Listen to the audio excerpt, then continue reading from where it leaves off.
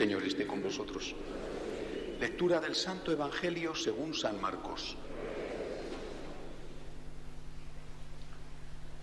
En aquel tiempo, al salir Jesús de Jericó con sus discípulos y bastante gente, el ciego Bartimeo, el hijo de Timeo, estaba sentado al borde del camino pidiendo limosna.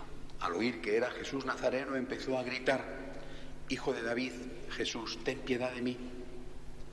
Muchos lo regañaban para que se callara, pero él gritaba más: «Hijo de David, ten compasión de mí». Jesús se detuvo y dijo: «Llamadle». Llamaron al ciego diciéndole: «Ánimo, levántate, el Señor te llama». Soltó el manto, dio un salto y se acercó a Jesús. Jesús le dijo: «¿Qué quieres que haga por ti?». El ciego le contestó: «Maestro, que pueda ver». Jesús le dijo: «Anda, tu fe te ha curado». Y al momento recobró la vista y lo seguía por el camino. Palabra del Señor.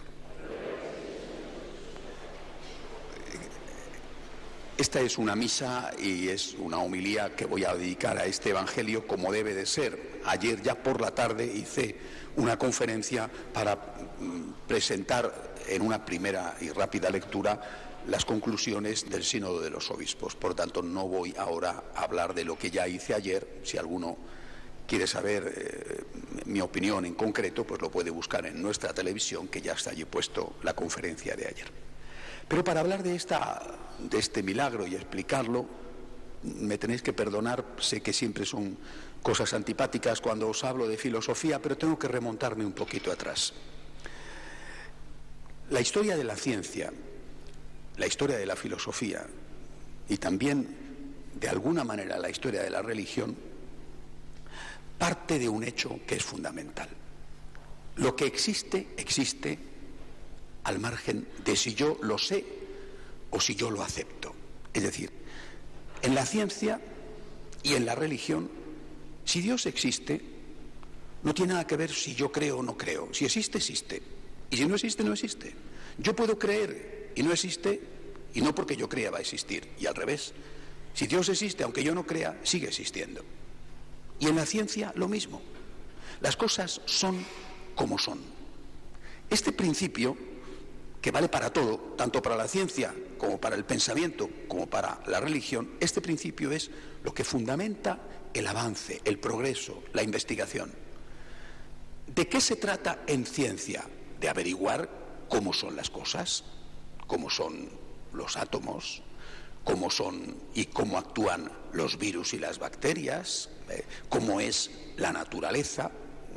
Desde, por lo menos, desde Sócrates, que es el que realmente pone en marcha la historia de la filosofía en Occidente, por lo menos desde entonces partimos de esta realidad. Aristóteles, por supuesto, es el que lo teoriza, esa definición que da Aristóteles y que recoge Santo Tomás de Aquino, válida igual para ciencia que para religión, esa definición de la verdad. Hoy el tema va sobre la verdad, porque estamos hablando de un ciego, es decir, de la luz y de la verdad. Esa definición es válida para todo, ciencia y religión. ¿Qué es la verdad? Dirá Santo Tomás de Aquino, fijándose en Aristóteles, que se fija en Sócrates. ¿Qué es la verdad? La verdad es adaptar mi pensamiento a la realidad de las cosas. Es decir, no existe mi verdad, no existe. Existe la verdad. No puede existir mi verdad, tu verdad, su verdad, la verdad del 80%, la verdad de la mayoría. No. Solamente existe una verdad. No existe media verdad. No existe un 80% de verdad. Existe una verdad. La verdad existe y está fuera de mí. La verdad está en la realidad de las cosas. Por lo tanto, lo que yo tengo que hacer es conocer esa realidad, conocerla, para adaptarme yo a ella, no adaptar la realidad a mí, sino adaptarme yo a la realidad. Repito, básico, lo mismo para ciencia que para religión. En religión, la única novedad con respecto a la ciencia es que en religión hay lo que llamamos el orden natural y el orden sobrenatural. Es decir, con mi cabeza averiguo algo sobre Dios, algo. Dios es más grande que yo, no puedo averiguarlo todo. El resto, que es muchísimo, viene por la revelación. Dios me lo dice. Yo con mi cabeza llego a algo, a esa verdad externa a mí, que es Dios. Con mi razón llego a algo y el resto me lo cuenta el propio Dios. Pero el principio básico es igual. ¿Y por qué es importante conocer la realidad? Porque conociendo la realidad, tanto en ciencia como en religión, no me hago daño. Conociendo la realidad, no hago daño a otros. ¿Por qué es importante, pongamos ejemplos, por qué es importante saber qué alimentos te hacen daño a ti? ¿Por qué es importante que te hagan un estudio y te digan, mira, a ti te perjudica tomar féculas, a ti te perjudica tomar azúcares, al otro no? Tú tienes este metabolismo, a ti esto te perjudica. ¿Por qué es importante saberlo? ¿Curiosidad? No. Es importante saberlo porque de esa forma puedes llevar una dieta que no te haga daño. Si tú tienes tendencia a ser diabético, tendrás que controlar el azúcar. Si no lo sabes y tomas dulce, no te estás suicidando. Tomo dulce para quitarme la vida, para quedarme ciego, para que me corten una pierna. No, no estás suicidándote, pero el resultado final va a ser, te vas a quedar ciego, te van a cortar una pierna. Es decir, si tú conoces la realidad, te ahorras muchos problemas y ahorra muchos problemas al otro. Saber la verdad es fundamental para vivir bien tú y para vivir bien socialmente, tu familia, la sociedad. Eso lo ha entendido así la humanidad desde el inicio. Desde el inicio la humanidad ha buscado saber la realidad, conocer la realidad de las cosas. ¿Por qué pasan las cosas? ¿Qué cosas suceden? ¿Cuál es la causa? Y este es el origen de todo el desarrollo científico y también, naturalmente, de todo el desarrollo moral. Yo no quiero que me engañen. Yo quiero saber cómo son las cosas, qué hay de verdad en esto. Repito, en cualquier ámbito, el ámbito político, el ámbito económico, el ámbito científico o también el ámbito religioso. ¿Cómo son las cosas? ¿Cuál es la realidad de las cosas? ¿Me conviene? Me conviene y considero un don, considero un favor que me enseñen.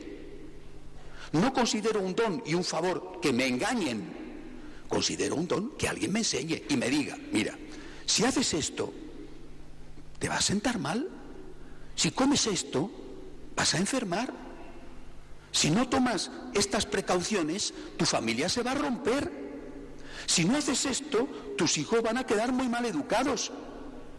Si no te comportas así, vas a perder tu empleo. Esta advertencia, basada en la realidad, la considero un bien. Luego la haré caso o no la haré caso. Pero al menos me han dicho la verdad.